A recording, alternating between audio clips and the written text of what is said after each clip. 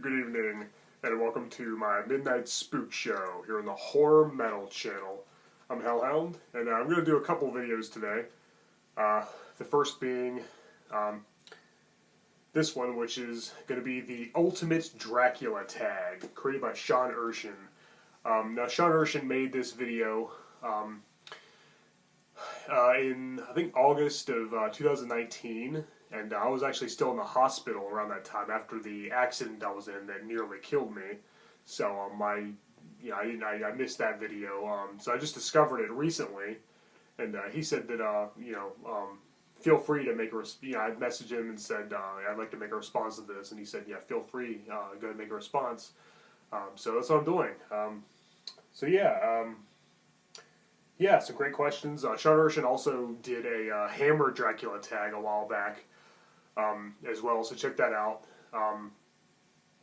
But this one's all about Dracula in general, not just Hammer. So, some great questions, and check out his original video, Sean Erschen's Ultimate Dracula tag, and as well as subscribe to his channel. Well, let's go and get started.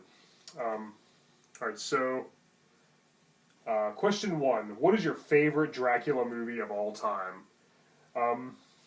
That's a tough one, and I'm afraid it's going to have to be a tie between the 1931 original Universal classic in black and white with Bela Lugosi and the 1958 Hammer film Horror Dracula with Christopher Lee.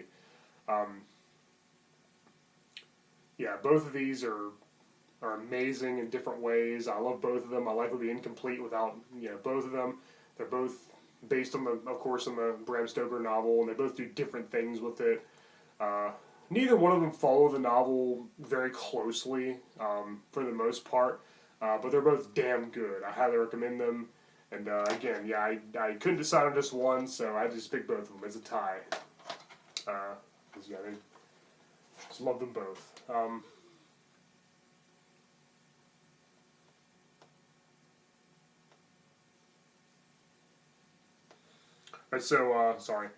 Question number 2. Who was the best actor to portray Van Helsing? Definitely Peter Cushing in this one. Once again, Horror Dracula. He did a great job as Van Helsing. I just love watching him. He's very, very charismatic, and he just makes for a great hero. He steals every scene he's in. Him and Christopher Lee are both great. I love the whole good versus evil dynamic, and they both pull it off really well. It was excellent. I wish he would have played Van Helsing more. He was also in Brides of Dracula, the first sequel to that, which didn't have Christopher Lee, of course. And then he finally returned to Dracula A.D. 1972 with Christopher Lee, and Satanic Rites of Dracula with Christopher Lee. But then and then he was also in Legend of the Seven Golden Vampires, which didn't have Christopher Lee. So he was only in 3. There was only 3 movies that had him as Van Helsing and Christopher Lee as Dracula. So I would have loved to have seen more of Peter Cushing as Van Helsing, because he was really good at it.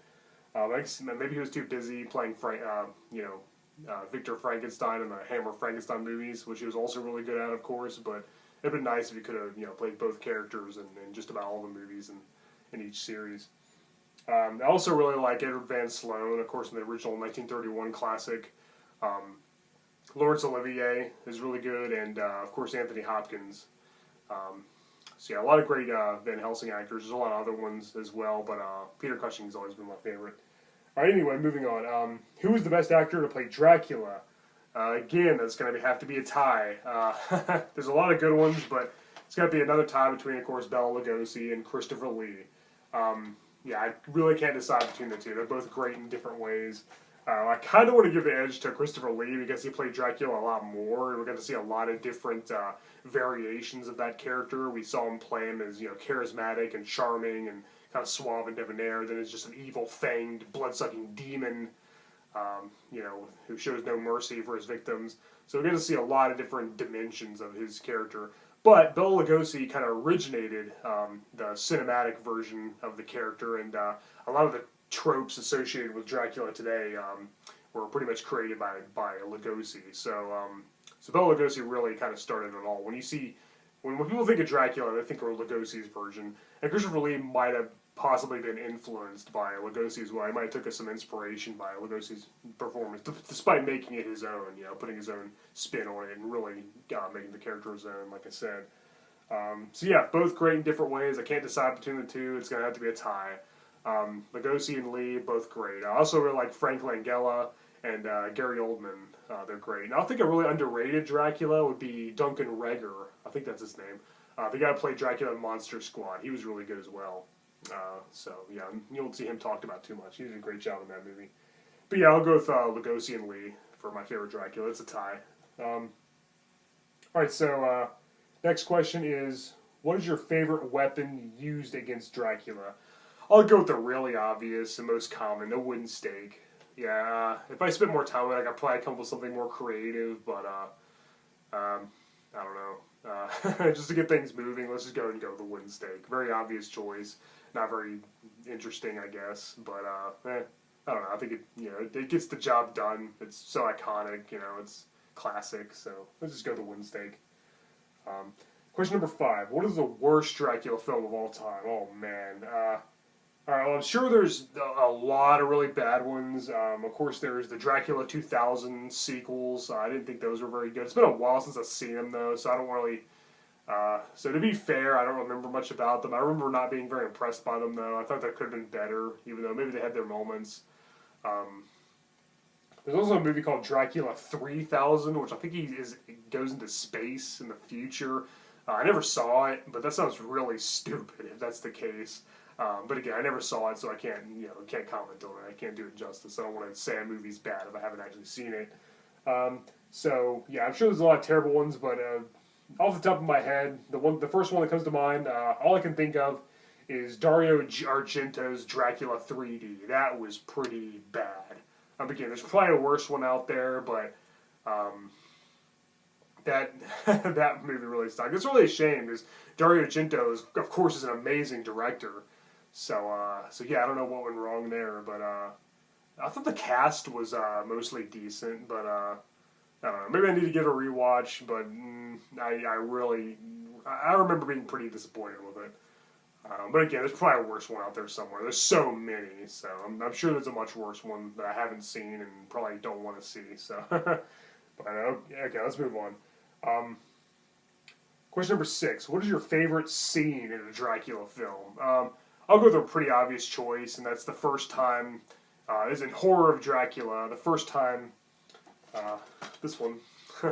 The first time Christopher Lee appears and reveals that he's a vampire. He enters the room and he's got his fangs out, there's blood dripping off his fangs. He just looks so menacing and so intimidating and monstrous. And that was just such a horrific scene. It was just done really well. I love it. It's so iconic and just so well done. And again, very obvious, but it's well known for a reason. I just love that part. It's a really, really iconic image. I just love it. I spent more time with it. I could probably come up with a more creative choice again, but let's go with that one because it's awesome. All right, number 7. What is the best line from Dracula in film history? I'll go with another pretty obvious one. I always love this line. It gives me chills every time I hear it. It's "You're a very wise man, Van Helsing, for one who has yet to live a single lifetime." I just love that line. It's so brilliant in so many different ways, on so many different levels. Yeah, I always loved that. I think Frank Langella's Dracula said that in the 1979 movie. Right here. I'm pretty sure he said that as well, maybe, if I remember correctly. Yeah, I always loved that line. That was really cool. Now, of course, there's always the obvious "Children of the Night," what music they make, and stuff like that. But I'll go with the line, the one that I said. I think that's a great quote. All right, question number 8. What is the best parody or comedy featuring Dracula? To me, there's only one correct answer. It's got to be this one right here. Dracula Dead and Loving It. This movie is freaking hilarious. Mel Brooks was a genius. This is one of my favorite parodies he's ever done, right up there with Young Frankenstein and Spaceballs. And I just love it. It's brilliant. It spoofs pretty much all the Dracula incarnations in film. You know, it spoofs the 1931 classic. It spoofs the 1992 film with Gary Oldman from Francis Ford Coppola. It spoofs the Hammer movies. It just, yeah, it's fans of Dracula movies are gonna really enjoy it and get a kick out of this one because it spoofs them brilliantly. Yeah, as I said, Mel Brooks is a genius. Leslie Nielsen and Peter McNichol are both really, really funny. I love this movie. It never gets old. It just it's really, really hilarious. Yeah, I just love it. Great spoof. Very, very funny. All right, number 9. Which film had the worst representation of Dracula on screen? I didn't think that Richard Roxburgh was really a great choice in the Van Helsing movie with Hugh Jackman from 2004, I believe. Yeah, he was kind of fun to watch and enjoyable in a cheesy way, but I thought he was kind of mostly miscast. Even though he had his moments of being kind of cool, but I'll probably go with Dario Argento's Dracula 3D, the one in that one, because that could have been done a lot better. I actually thought that what's his name? Gerard Butler, is that his name from Dracula 2000? I think that's his name, Gerard Butler. The guy who played him in Dracula 2000 played Dracula. I thought he was. I actually thought he wasn't too bad, so I won't go with that. I'll go with Dario Argento's Dracula 3D again, because that could have been a lot better. Again, there's probably a worse one out there somewhere, but I'll go with that one just to get things moving. Question number 10.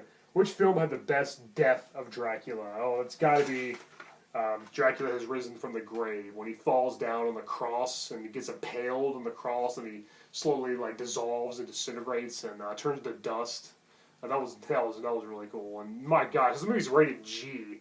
I can't believe that scene is in the movie as rated G. That was really bloody, and pretty shocking for the time, So yeah, rated G, really. But yeah, that was. I think that was my favorite Dracula death. That was pretty cool. It was a little different, than just having him be staked or burn up in sunlight. So it was something kind of different, and I thought that was really cool. So I'll go with that one. All right, question number 11. What is the most underrated Dracula film? Well, it's got to be this one right here. I've talked about this before. But yeah, Scars of Dracula. It was very underrated. I'll never understand why people bash it. Christopher Lee has a lot of screen time and dialogue in this movie. Some of the other movies, he's barely in it and doesn't have any lines. In Prince of Darkness, of course, he's completely mute. I don't care for a silent Dracula. I like one that talks a lot. And this one, this is his movie. Yeah, it was a great movie. I don't see it's maybe got a few problems, but I think it's really, really good. I think it's one of the better in the Hammer series. Yeah.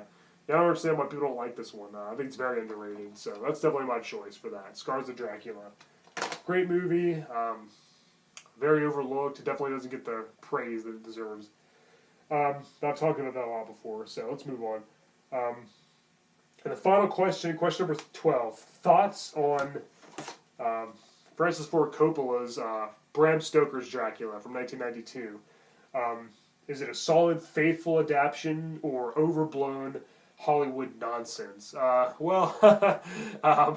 It is probably very Hollywood, of course, but I freaking love it. I saw this pretty much when it first came out, and I was pretty blown away by it. I thought it was pretty scary and pretty disturbing. But Francis Ford Coppola is, of course, a great director, and this one does follow Bram Stoker's original novel pretty well. There's a lot of deviations. They took a lot of liberties with it as well, but it's pretty close to the book, at least compared to some of the other adaptions. Gary Oldman and Anthony Hopkins are both magnificent, and the visuals are great as well. This is a very visual movie. I think the visuals are kind of the main focus, and the storyline. The visuals kind of take center stage over the storyline. Very, very beautiful movie to look at. Great special effects, some great practical effects. Dracula turning into bats and wolves and stuff. Again, great. Gary Oldman was brilliant. He's always good, and in this one, he puts in a great performance. Of course, Anthony Hopkins was great as Van Helsing, like I said. Keanu Reeves was pretty much just awful. He was very miscast. I don't know what happened, because he's good in other movies. My favorite probably being Bill and Ted. But, Yeah, oh man, every line is just cringeworthy. He doesn't react realistically to anything going on. He sees Dracula crawling up the side of the castle like a lizard or something, and nothing impresses this guy. He sees all kinds of crazy stuff and just doesn't react to it. Again, that's probably the way the character's written. It's probably not Keanu's fault, but I know he could do a lot better. And even he admitted that he didn't give a great performance. Winona Ryder was okay.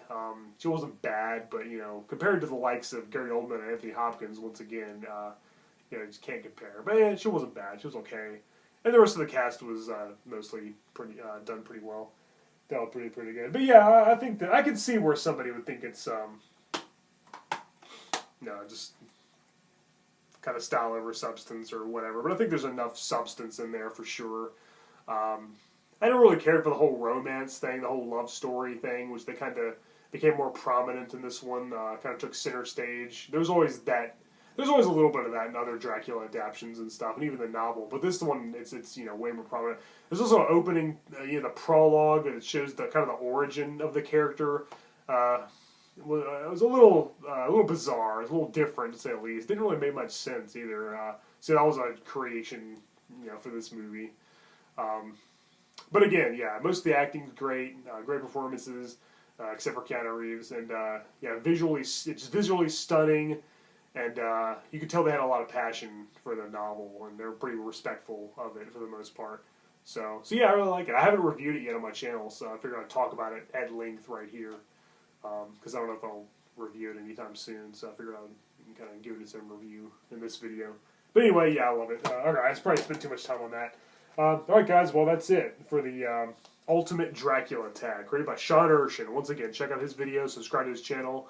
I'm Hellhound. I'll probably do at least one more video today. So be on the lookout for that. And nothing else covers it. A lot of great Dracula movies. Leave your choices in the comments below, and feel free to answer all these questions. I'm going to leave this tag open. I'm not going to tag anybody. If you want to make a response, feel free. Just make sure you give all credit to Sean Erschen for being the one that created the tag. So yeah, alright guys, I'm Hellhound. Thank you for watching. Until next time.